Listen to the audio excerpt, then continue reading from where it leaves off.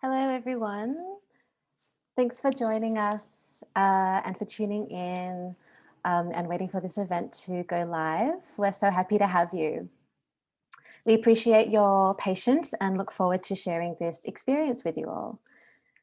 To start, I would like to respectfully acknowledge the Gadigal people of the Eora Nation, the traditional custodians of the land on which the Japan Foundation Sydney now stands and where I am currently situated. I also wish to pay my respects and gratitude to their elders, past and present, and to the knowledge embedded forever within Aboriginal custodianship of country. My name is Simone Gorin, and I'm with the Arts and Culture Department at the Japan Foundation Sydney. The Japan Foundation Sydney is the Australian arm of the Japan Foundation, a non-profit cultural organisation which was established by the Japanese government to promote cultural and intellectual exchange between Japan and other nations. We run a diverse range of self-initiated programs and events such as this one, including exhibitions, film festivals, grant programs, and Japanese language courses for all levels. In order to carry out our mission of bilateral exchange, we support an array of institutions and individuals, including nonprofit organizations, universities, scholars, artists, and more. So usually our events are in person, but since this event is online, we're encouraging dialogue in the comment section of the video. Just a quick note that we will ask you to fill out a feedback form at the end. So please keep an eye out for that. We also have the link in the comment section, should be pinned at the top of the chat. Okay, so let's get started.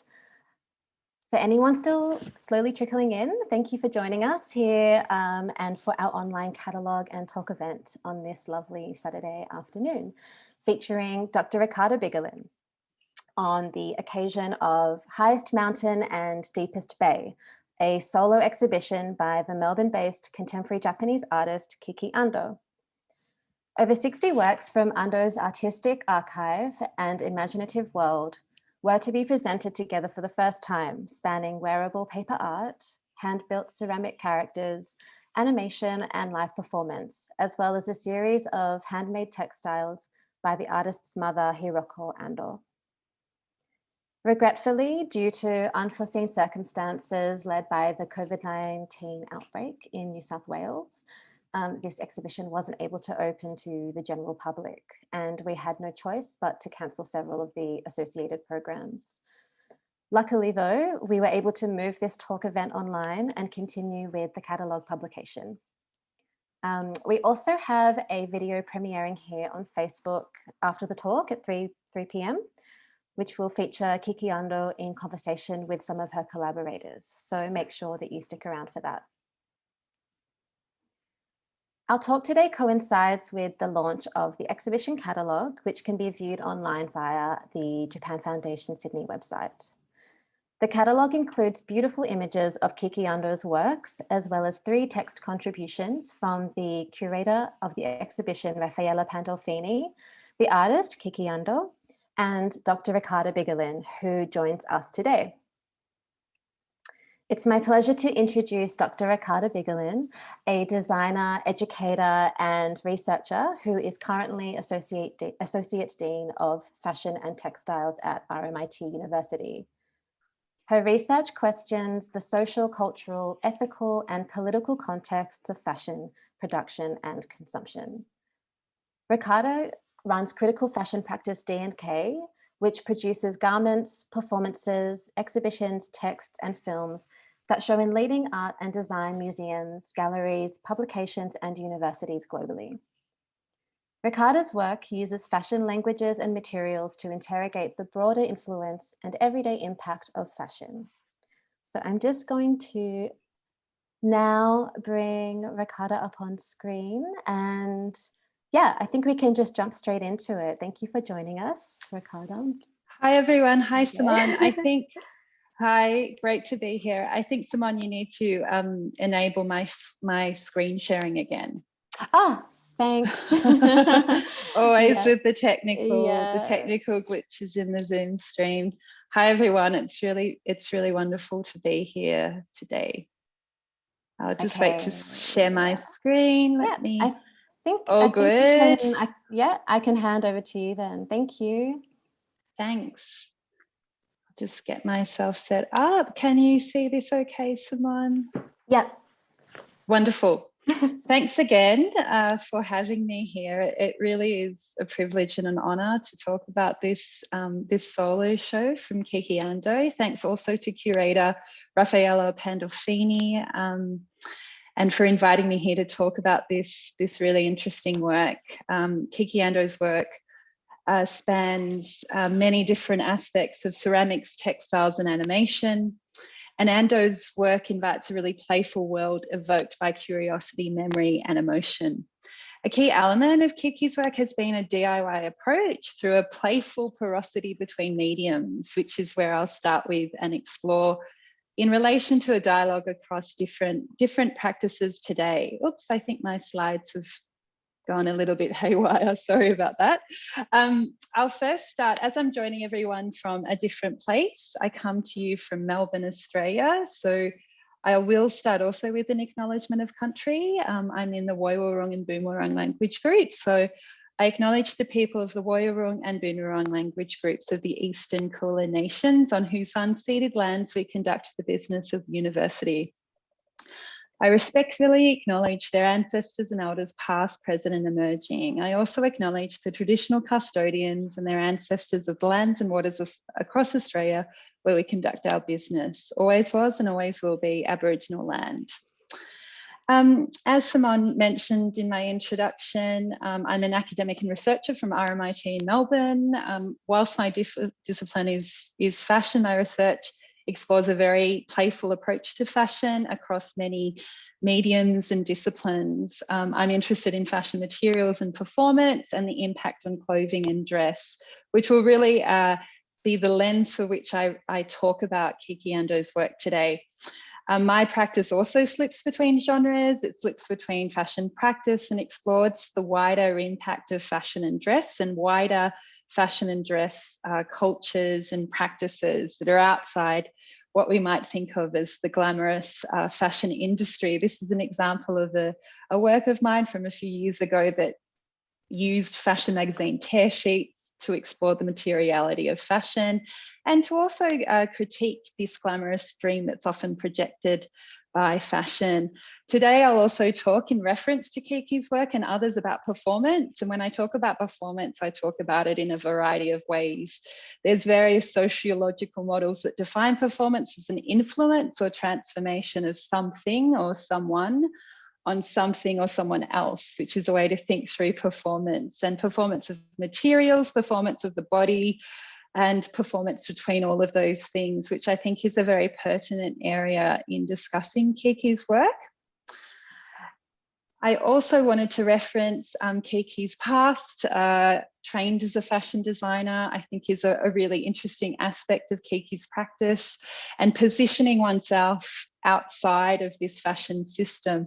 I have this quote that's in the exhibition catalogue from Raffaella's text, quoting Kiki saying, "I found a big pile of paper at the side of the road," in reference to this notion of using the discarded. I also include on here a quote by well-known fashion academics around sustainability, Kate Fletcher and Matilda Tum, about this notion of some of the systemic issues in fashion, which Kiki also refers to, and a reason for why moving away from traditional fashion practice. And I'll read this quote. "In the collective cultural consciousness, fashion is consumption, materialism, and commercialization and marketing. It is buying high street and high end. It is watching, browsing, purchasing. Fashion comes to be anything that emerges from a certain consumerist machine. It is normal to access and engage with fashion primarily by exchanging money for product. It is expected that these same products will look dated and stylistically incongruous in 6 months. It is usual to discard rather than repair." I think this is a really pertinent point to make about Kiki's work and about this response to people, Kiki and other practitioners I'll mention today, that are outside of working in traditional fashion systems, but still use fashion and materials and wearable forms to explain it and to explore it. This is an image of Kiki's wearables, one of the wearables in the show, classic white paper jacket and luxury real estate ad paper skirt, which is showing a reuse of these discarded materials, which is pertinent and prevalent in many of the wearable textile works that Kiki uses. I'll also talk about this notion of materials and value and use. And I think that's really easy to see that here, particularly with this particular work from Kiki of the ceramic hairbrush. The work, I think, also really talks about this notion of material use and value. This is a quote from scholar Ulrich Lehmann that makes references to Karl Marx's notion of use value, a very popular and familiar concept that relates to materials having an inherent value depending on how they're used.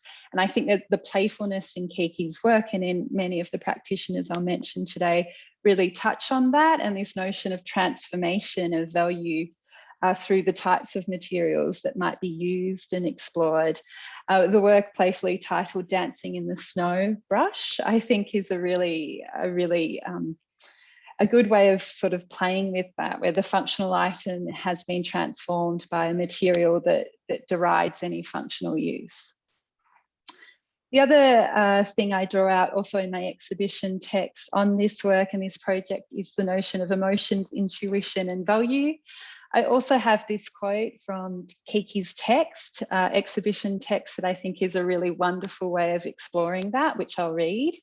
Yesterday, I met a human being. She said they started a war out west and many people are dying from disease in the east. She seemed happy that things were so peaceful here. Today I met with aliens. They said that they were planning to invade the earth, but there was no one real. Expression on their faces, so I couldn't tell what they were actually talking about. The camellia fallen from the tree and scattered on the ground still looks fresh. Do all living things share the same struggle before their lives wither away? I thought this excerpt was really playful in capturing also the notion of emotional intuition, how words can fail in relation to materials, in relation to creative practice, and the gaps between thinking and feeling that's often in creative works and often in artist practice, which I really responded to, particularly also in reference to this playful work, Red Tongue here, where you somehow can taste something sweet and red just by looking at this particular work. Going further on to this notion of emotions, intuition, and value, I also think they're tied up in materials themselves. And I refer here to the cultural theorist Sian Nagai from the wonderful book called Ugly Feelings, this notion of emotions that are usually knotted or condensed interpretation of predicaments. I think that this is also something that we can see in this type of material use, where really organic forms are used that are not using traditional techniques, such as the piece shown here. They're hand-built and hand-formed, and you can see something really palpable about emotions in this particular work. Others also talk about this in relation to felt experience and affective agency as something you desire. It might involve food or a kind of love. It might be a fantasy of the good life or a political project. It might be rest or something simpler too, like a new habit that promises to induce you an improved way of being. That's from the unfortunately recently deceased Lauren Berlant from her wonderful work called Cruel Optimism. I think you can also see that, and this work of Kiki is called Lovable Lava Bear.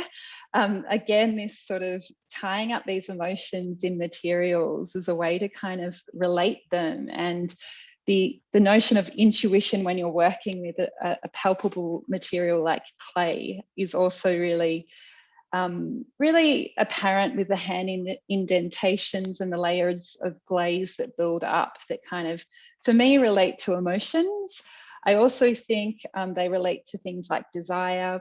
This is another quote from Lauren Berlant. I won't read the whole thing, but it really talks about kind of clusters of emotions and desires. And in this particular work, which I love the title, An Unsteady Eggplant Vase, We see the hand-formed eggplants as something that we know in this repetition. It's also really interesting. Maybe it's a desire for eggplants, maybe it's a desire for something else, some other vegetables or other people.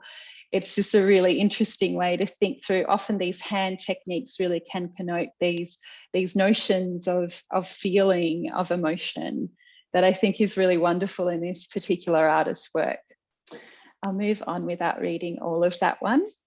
I did want to also start in starting to talk about more about the wearables of Kiki, make reference to the different variations of traditional Japanese craft and techniques and traditions that are also in the practice.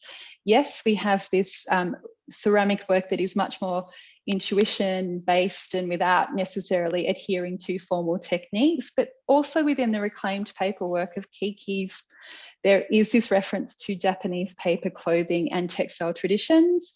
This is a colleague of mine from RMIT, researcher Daphne Mohajava-Pesaran, doing really wonderful research investigating these deep connections of traditional Japanese paper clothing practices. The gift shown here is from one of her films, which was some field work conducted in Japan, and investigating these relationships in the traditions of handmade washi paper, which is an important kind of element of what is also called Japanese traditional paper garments known as kamiko, which are related to some of the works and the forms in Kiki's practice. This also is a link there to an article written by Daphne, and I'll also show some examples of some of the paper clothing that Daphne has also made in her practice as well. But as we're sort of moving along here, we're sort of talking about really intuitive making, traditional making techniques, performance of materials, and that response and listening and playfulness with materials. This particular example, I think it's comes somewhere in between. It's about a project from a Swedish designer called Kiki Ando, who's a recent graduate of the BA from the Swedish School of Textiles, known often to explore material expression and to challenge many elements. The work really explores paper materials in different contexts, and the project's called Paperware, but it was really about challenging the way that paper is constructed into materials, and that relationship of paper being something that's often used in the production of clothing, and using non-traditional garment making techniques that, as I'll show in a moment, I feel really relate to some of the forms that Kiki has made with the ceramic vessels, which are much more intuitive and less kind of formalist in their use. So I'll show a few more of these works from Kiki, and then I'll actually intersperse with some of the ceramics from Kiki's work. And you can see with them that it's this investigation into also how the tension of the material and how the material is used. And I do find that in these much more kind of intuitive and organic forms that are sculptural, that aren't trying to essentially be like a dress, they're formed in that way, that you really do get much more of a sense of the maker engaging with the materials as opposed to what we might see traditionally in fashion construction. Some more items here. Various materials used, they were all, most of them reclaimed from the fashion school, and using similar techniques to Kiki as well, with the use of masking tape and sellotape, and really kind of playing with some of those elements as well. And you can see, going back to Kiki here, how that relates to, you can see the form actually looks so similar in terms of how it's really been hand-shaped and hand-formed to create that kind of the three-dimensionality of it. So I'll keep on working through. And again, the trophy vase, I think when you start to see the colour and the layers of glaze, the way indentations of the hand become motif are also really interesting and do relate to this work that's so kind of hand and formed based as well. Again, some more from Sisse. And another example from Kiki with this vase and the layers of glaze also.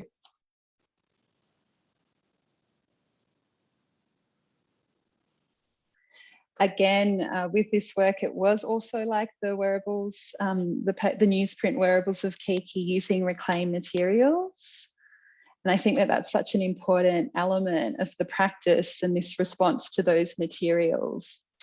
In thinking also through that, and also in thinking a little bit more closely about some of Kiki's wearables and the paper costumes, I think I started also thinking through the relationship with the paper pattern, which we see featured here. This is from an honours fashion design graduate, Amy Lawrence. The work was really exploring the nostalgia of paper and the paper pattern being this kind of sign of that. And you can see also the very fine knife pleating applied to the paper pattern. That is something that's also used in Kiki's work, building form and structure onto those materials, which paper is such a delicate material, adds this kind of dimension. So it was an interesting, and is part of a traditional dressmaking practice, which Kiki is also trained in. So some of those forms really sort of relate to those different material and textile traditions. I'm showing another one here of the researcher Daphne Mahajava-Persaran, which I just mentioned earlier. This is from some of her work there, instead of made from the washi paper and produced in collaboration with Jake Nakashima Edwards. Instead of using, I guess, reference to traditional Japanese forms, this particular project looks at the European archetype of the Macintosh. And the whole prototypes were developed with this idea of repair and replacing, and in reference to paper being this material that does deteriorate, that does actually decompose. I think it's a really interesting material for fashion to consider, as shown in Daphne and Jake's work here, because it is something that does sort of show that disposability. It's something that's often discarded, and it's something that has a really rich tradition and history, where it was something that was actually a stronger material to use. The other part of this is, this also relates to the Japanese technique of boro, which is the technique and practice of replacing and repairing parts of a kimono, usually precious materials, which is also prevalent in some of Kiki's and her mum's work that you can also see in the show. In this one also, I think, again, we see some of the things that I've been talking about with the reference, and I love the title. Some of the titles also of these works are so engaging. Lightweight paper jacket, fruit sail, pleated skirt, and wise chic hat.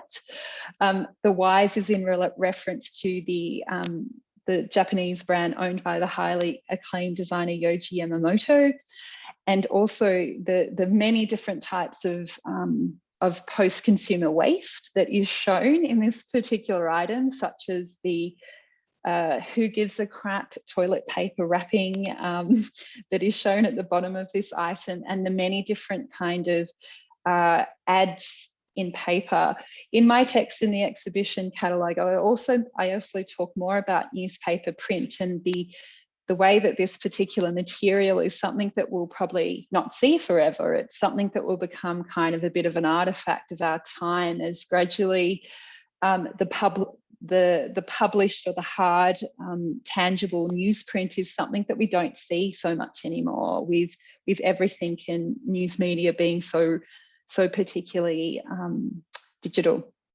I also think within this particular work, the performance of the material is rendered through such a variety of different techniques, through the form building that we see in traditional dressmaking, as I mentioned earlier, of pleating, scrunching, which is not a traditional technique in fashion practice, but does relate to some of those earlier works, and that kind of the forming of materials and the forming of clay in some of the ceramic pieces as well, where form is made through force of hand as opposed to using kind of a set and order of traditional dressmaking techniques. So I think that this one also in particular shows that, and shows these very different expressions of the materials, which does seem to be such a strength of this practice and this work. I also haven't really touched on this notion of some of the relationships with Kiki's work and the practice of Buto, the practice which is related to a dance practice that explores very diverse bodily movements and expressions. This particular work, which I think relates to this work and Kiki's work in a quite a different way, is by Marlol ten Boma, a Dutch researcher. And this particular project is from a residency that was done in Kyoto Design Lab, exploring movement and performance from Japanese footwear. Marlol's also explored this in reference to traditional Japanese garments, kamiko, and how this also affected the performance of the body, which was also produced in a film, which I'll show in a moment, just a still from, as you can see here. But quite interesting in terms of the notion of thinking through this particular material as having such an expressive function and also sound when it is worn. And I think this expression is really key in the costumes of Kiki, which are captured in their stills, the animation, which I'll talk about in a moment. But exploring this kind of reference to Buto, I think is particularly interesting. In Marlol's work, it really also was about the notion of walking, and in Buto, there is very specific explorations of quite acute body movements. So I think there's that connection to it as well, which is an interesting thing to discuss. And with this one also, I wanted to sort of make reference to it because it does also refer to the traditional Japanese archetype of the kimono, and also that different reference of materials. And in this case, it's referencing what looks like wrapping paper, craft paper, and also with the title, envelope and love letter necklace, post office like chic hat, reference to this notion of emotion, memory and nostalgia, which is often tied up in humble materials such as paper, and particularly the playful way that Kiki has used this. So that I'm kind of coming to the end of what I've been talking about, and I end here with a still from the video, which is a performance animation and montage, really. Again, lots of mediums coming together, and the title, Rare Deep Sea Fish, Develop My Unique Personality, which I really love that title, produced with animator Lee Friend Roberts, sound artist Ai Yamamoto, and curator of the show, also photographer Raffaella Pandolfini, and showing a real merging and playfulness of all of these things together, all of these mediums that kind of, that some people define as quite formalist mediums, and this playfulness that I really find so distinct in this work, and actually really refreshing in this work. I do want to congratulate Kiki on this show. Haven't been able to meet Kiki yet with the digital, but I do definitely want to congratulate her on this and this diverse practice. I did enjoy reading in Raffaella's text in the exhibition catalogue how a lot of this and Kiki's work has been about being on these boundaries and feeling comfortable as being marginal or being on as part of a minority, which I think is such a powerful thing to say when arts and design and creative fields can be sometimes so marked and distinct that it is hard to know how to sort of fit in and relate to them. And the playfulness in this work, I think, is a really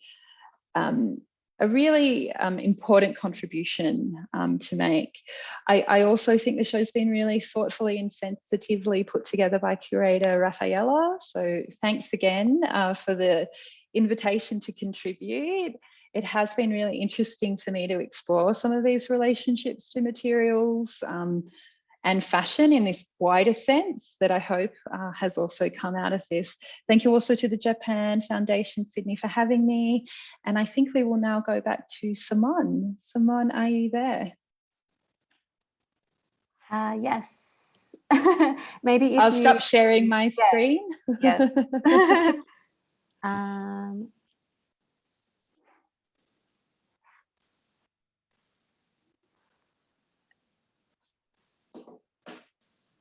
Okay. I think I'm back on. I think you are. Yeah, Ricarda, thank you so much for that very insightful presentation. It was really, truly wonderful.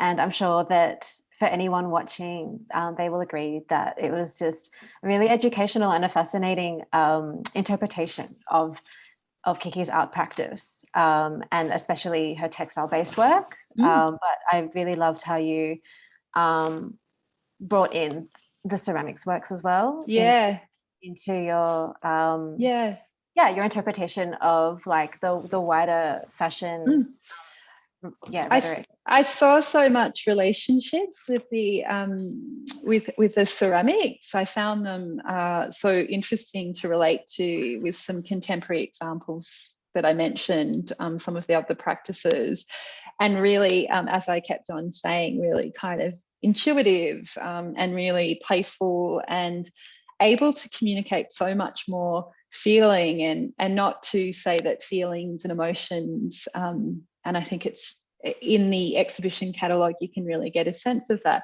but you can't really put words onto some of these things. There's just this feeling in the work that I really wanted to kind of find a way to discuss, because I think that's such an interesting contribution for an artist and something that you actually don't see that often. Absolutely. Thank you. And I do feel like, you know, with your text and the other the poem that Kiki's written, and Rafaela's introduction, combining those with all of this archive of Kiki's work all together in the publication, it's just like a really nice opportunity to think about her creativity and the scope of her practice, I guess more broadly, as you say. So, totally. Yeah, it's a really wonderful opportunity. So thank you again. Pleasure.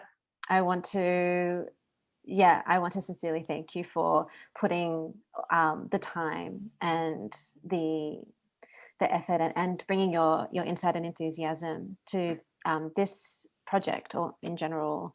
And I hope that we can one day meet in real life in the future and in the very near future, and with Kiki and Rafi as well. So yes, thank you again. Pleasure. Thank you.